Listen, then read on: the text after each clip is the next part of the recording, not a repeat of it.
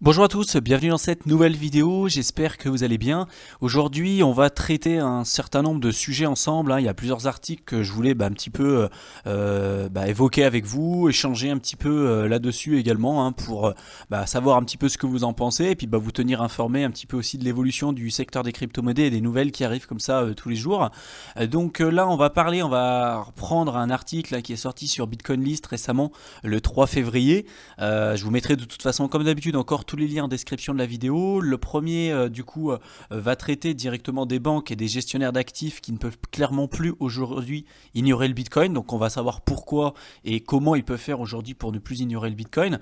On va échanger aussi ensemble sur le fait d'avoir acheté 1 dollar de Bitcoin tous les jours depuis 2015.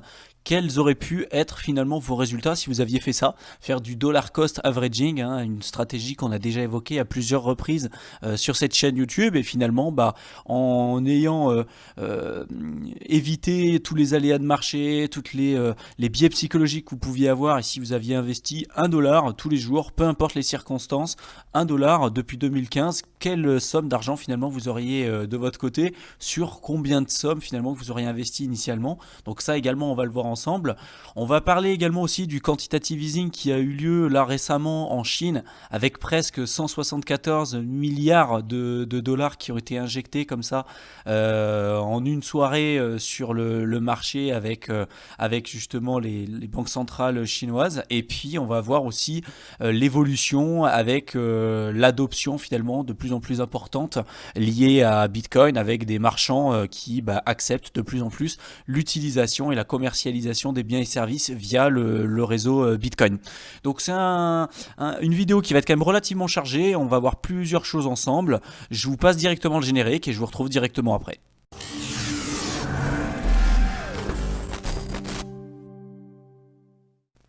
Donc là, dans ce premier article, on va parler justement des banques et des gestionnaires d'actifs qui peuvent aujourd'hui clairement plus ignorer le Bitcoin. Vous le savez, hein, ceux qui font de la gestion d'actifs, la gestion des hedge funds en général, eux, généralement, ils sont plutôt restés à l'écart des crypto-monnaies puisque ils sont censés quand même gérer les actifs de leurs clients pour essayer de faire fructifier au maximum leur argent.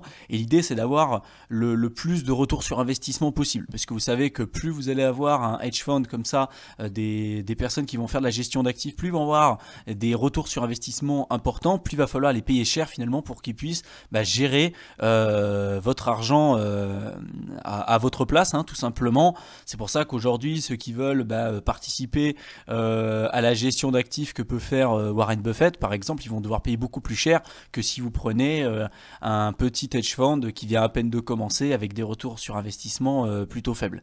Donc là, en général, on se rend compte que plus on va évoluer dans le temps, plus on se rend compte que ceux qui avaient une part d'actifs, ne serait-ce même infime, hein, dans le secteur des crypto-monnaies et plus particulièrement dans le Bitcoin, ça a permis de réduire le risque finalement et la volatilité du portefeuille grandement, de lisser les risques et d'améliorer le retour sur investissement justement. J'avais déjà fait une vidéo à ce sujet-là, je vous mettrai le lien en description de cette vidéo pour que vous puissiez aller la voir si ça vous intéresse.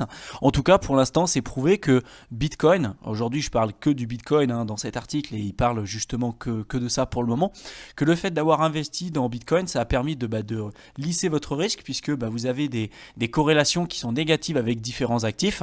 Donc ça veut dire que si vous avez deux actifs qui sont corrélés positivement, ça veut dire que s'il y en a un qui évolue à la hausse, l'autre évolue à la hausse, et s'il y en a un qui évolue à la baisse, l'autre également évolue à la baisse. En fait, tous les deux sont corrélés.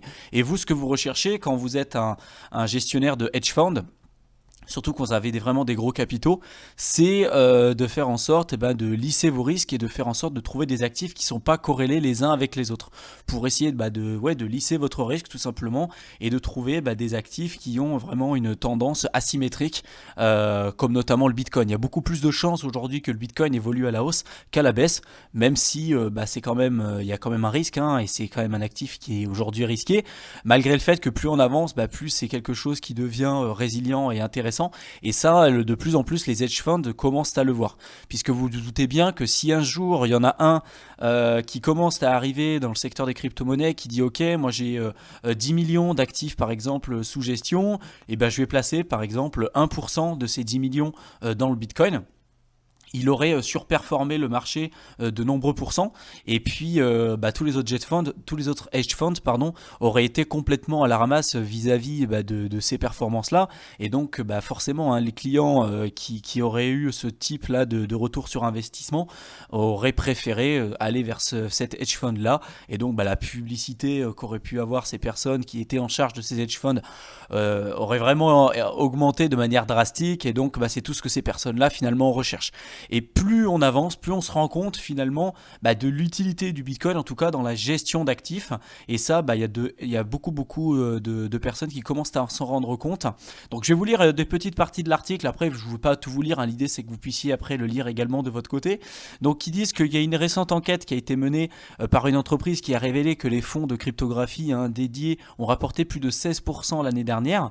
Donc il y a des fonds spécialisés comme par exemple Grayscale ou Pantera Capital, etc., qui ont des fonds directement investis dans le secteur des crypto-monnaies et qui ont des retours sur investissement qui sont nettement plus importants que tous les hedge funds réunis, que tous les types d'actifs qui existent à l'heure actuelle. Donc ça, c'est un petit peu en contre-indication avec tout ce que je vous ai dit tout à l'heure. Mais il y avait une autre étude que j'avais déjà présentée dans une autre vidéo qui disait que si vous aviez passé, par exemple, 1% de vos actifs sur le Bitcoin, vous auriez surperformé le marché en général et tous les hedge funds de plus d'une dizaine de pourcents en ayant investi uniquement 1% finalement dans le Bitcoin et en ayant fait pareil que tout le monde après pour le reste. Et ça, justement, ça se voit de plus en plus. Je vous laisserai du coup lire cet article qui rentre vraiment dans le détail et qui vous donne des chiffres vraiment concrets. En tout cas, c'est vraiment intéressant de se rendre compte que de petit à petit, on voit que les grands gestionnaires de patrimoine, d'actifs, se rendre compte de tout ça. Et pour nous, investisseurs, c'est vraiment quelque chose à prendre en compte. L'autre article que je voulais vous présenter, c'était le fait d'avoir acheté $1 de Bitcoin tous les jours depuis 2015. Là, sur cet article, ils vous disent que ça aurait pu vous rendre riche et que ça vous aurait rendu riche. Après, rendre riche, c'est quoi la richesse? Est-ce que pour vous, ça va être d'avoir 1 million, 2 millions? Est-ce que c'est d'être milliardaire? Est-ce que ça va être d'avoir 100 € par mois, 1000 € par mois, 10 000 € par mois? C'est vrai que la richesse, j'aime pas trop en fait ce terme-là puisque ça veut tout et rien dire en fait. Simplement, c'est vrai que ce que cet article veut vous expliquer, c'est que si vous aviez mis un dollar comme ça, une somme qui est en fait complètement anodine pour la plupart des personnes, $1 tous les jours, ça vous aurait permis d'avoir un retour sur investissement qui serait complètement inégalé aujourd'hui vis-à-vis de tous les autres types d'investissements que vous auriez pu retrouver sur le marché traditionnel, que ce soit les actions, les obligations, etc. Et en fait, au total, si vous aviez investi $1 par jour comme ça depuis 5 ans, vous auriez eu en fait 22 263 $ en ayant investi uniquement 1858 $. Donc vous avez même fait plus de x10, ce qui est quand même énorme en à peine 4 ans et demi en fonction du moment où vous allez regarder cette vidéo. Donc là maintenant, je pense que quand vous allez regarder cette vidéo, ça va être plutôt 5 ans. Mais quel actif aujourd'hui vous permet d'avoir des retours aussi importants? Surtout en ne vous prenant pas la tête, c'est-à-dire que là, peu importe les conditions de marché, peu importe la situation dans laquelle vous vous trouvez, vous mettez $1 comme ça tous les jours et vous achetez du Bitcoin pour $1 tous les jours. Pendant 5 ans, vous rouvrez votre portefeuille, vous avez fait plus de x10. Clairement, aujourd'hui, c'est quelque chose qui n'existe pas et on n'est pas au bout de nos surprises. À l'heure actuelle, on n'en est vraiment qu'au début. En tout cas, nous, on en est vraiment intimement convaincus. Il y a tellement de personnes aujourd'hui qui nous envoient des messages en disant que c'est bon, le train est parti, on a loupé le train, c'est mort, il va falloir trouver autre chose et puis essayer toujours de prendre de plus en plus de risques, d'aller chercher le coin qui va être par exemple dans le top 1000 pour essayer de retrouver les retours sur investissement que vous aviez pu avoir lors du commencement et de l'apparition du Bitcoin sur le marché. Moi je pense que c'est l'inverse en fait, qu'aujourd'hui on en est vraiment qu'au début et que ceux qui justement verront ces opportunités là et qui auront plutôt une vision long terme, et finalement ce que cet article vous montre c'est vraiment ça, c'est vraiment une vision long terme et pas de se prendre la tête en essayant de toujours racheter au plus bas, d'essayer de revendre au plus haut, etc. Puisque dans tous les cas vous serez jamais en mesure de pouvoir timer correctement le marché et ça vous dessert plus que ce que ça ne vous sert. En tout cas, je pense que beaucoup pourront en témoigner. Ceux qui ont essayé de timer le marché en 2017, il y en a beaucoup qui se sont cassés les dents.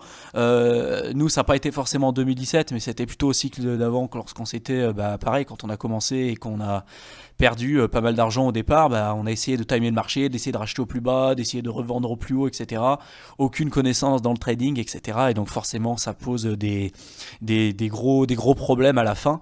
Et donc l'idée du dollar cost averaging, nous, c'est vraiment la stratégie qu'on pousse. Quand vous avez une idée du coin que vous avez analysé ou du token finalement que vous avez analysé, si pour vous il y a un fondamental qui est fort et que vous avez une vision long terme, vous prenez pas la tête, peu importe les circonstances, commencez à y aller avec des positions qui seront pas forcément trop importantes pour vous, pas la peine de tout rentrer d'un coup. Si vous avez 10 000 $ à investir, scindez-le en plusieurs fois pour éviter finalement d'avoir des biais psychologiques qui vont arriver par-dessus.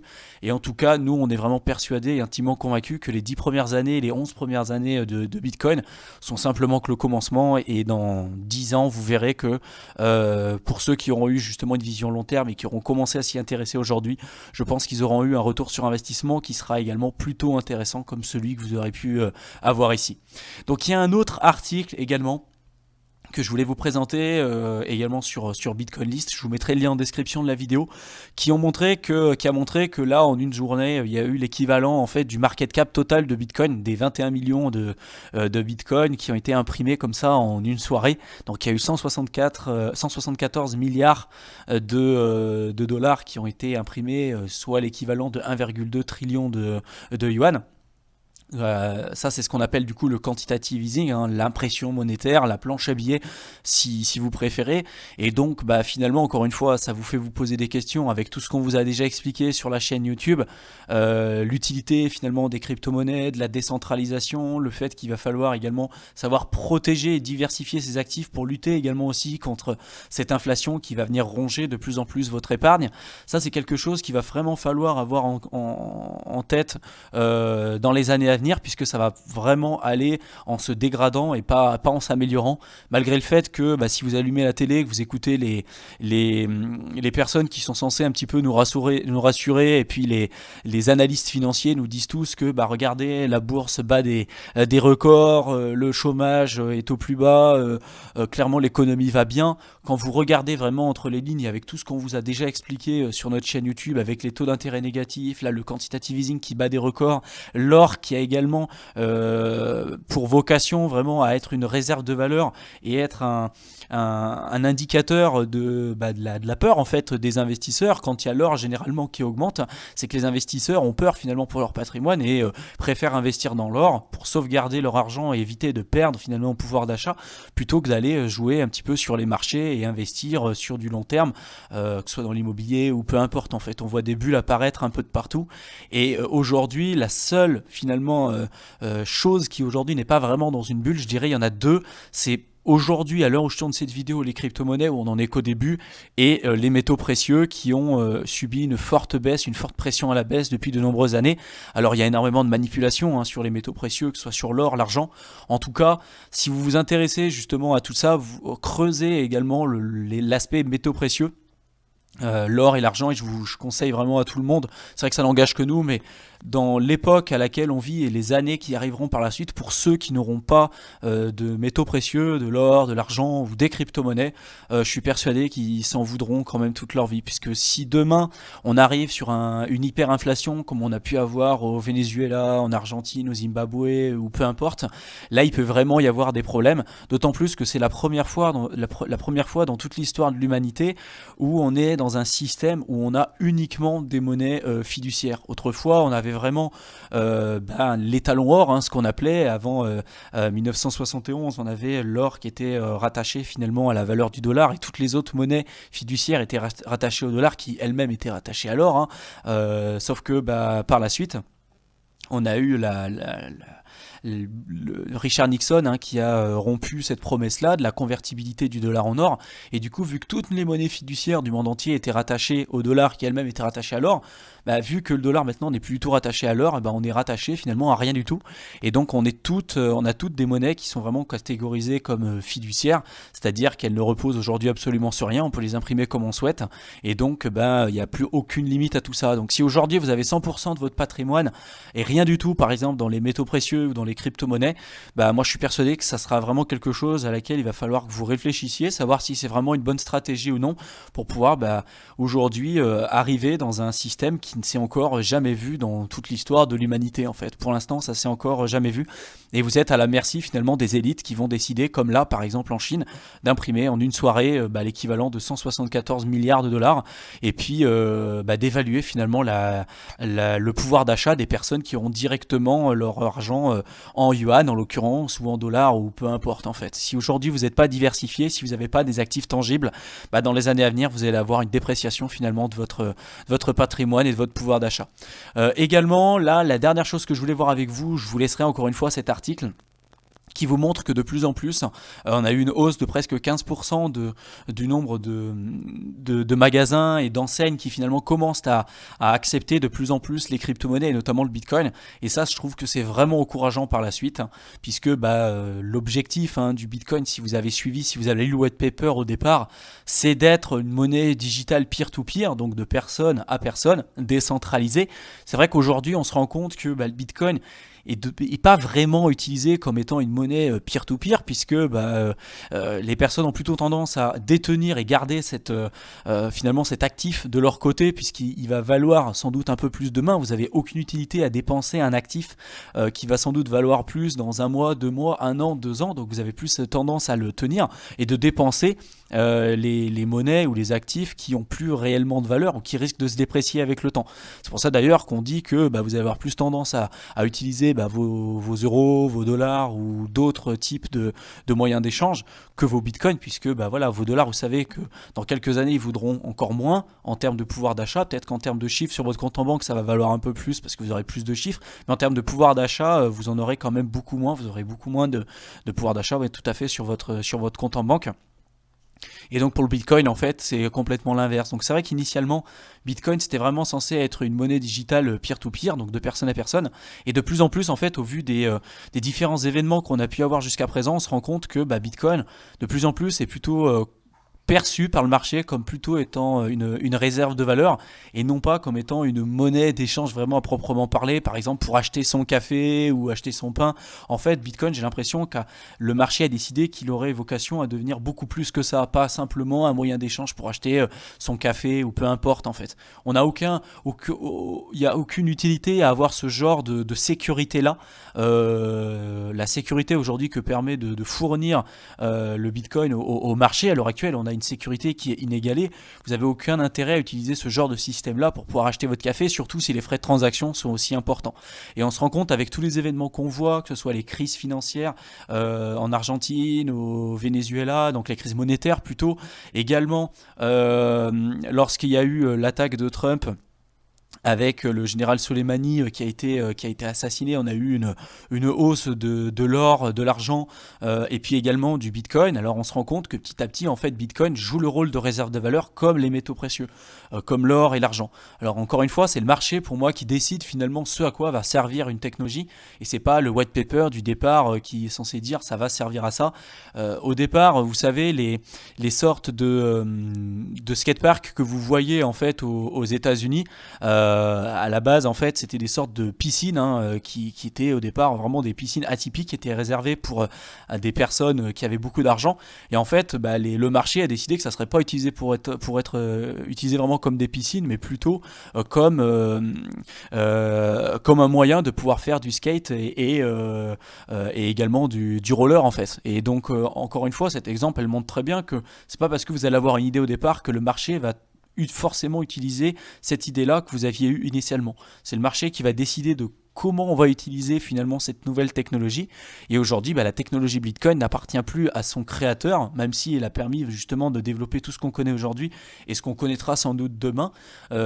Aujourd'hui, la révolution qu'on connaît, en fait, c'est nous qui sommes en train de la créer, et c'est nous qui allons finalement déterminer ce à quoi va pouvoir être utilisé le Bitcoin et les autres crypto-monnaies en général.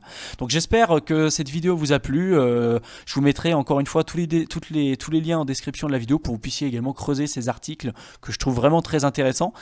Si vous voulez qu'on fasse un peu plus de vidéos également comme ça sur l'actualité, qu'on échange un petit peu là-dessus, qu'on vous donne peut-être des points de vue, notre point de vue sur des articles que vous auriez déterminés aussi de votre côté, hein. Vous pouvez nous mettre en commentaire des articles que vous aimeriez qu'on traite ou des sujets vraiment spécifiques. Si vous avez des idées pour également nous amener à faire quelque chose de nouveau sur la chaîne qui n'existe pas encore et que vous aimeriez qu'on fasse, dites-le nous également, ça nous ferait extrêmement plaisir de pouvoir répondre à tout ça. Et puis en tout cas, je vous souhaite une excellente fin de soirée. Comme d'habitude, laissez-nous un pouce bleu, partagez au maximum pour nous aider et nous récompenser un petit peu de ce qu'on fait là. Ça nous aide énormément à nous faire connaître et à vous apporter du contenu toujours de meilleure qualité. Et puis comme tous ceux qui veulent aller plus loin avec nous, sachez vous avez tous les liens qu'il faut en description de chacune de nos vidéos. Donc je vous souhaite une excellente fin de soirée, j'espère vous retrouver dans une prochaine vidéo. Salut!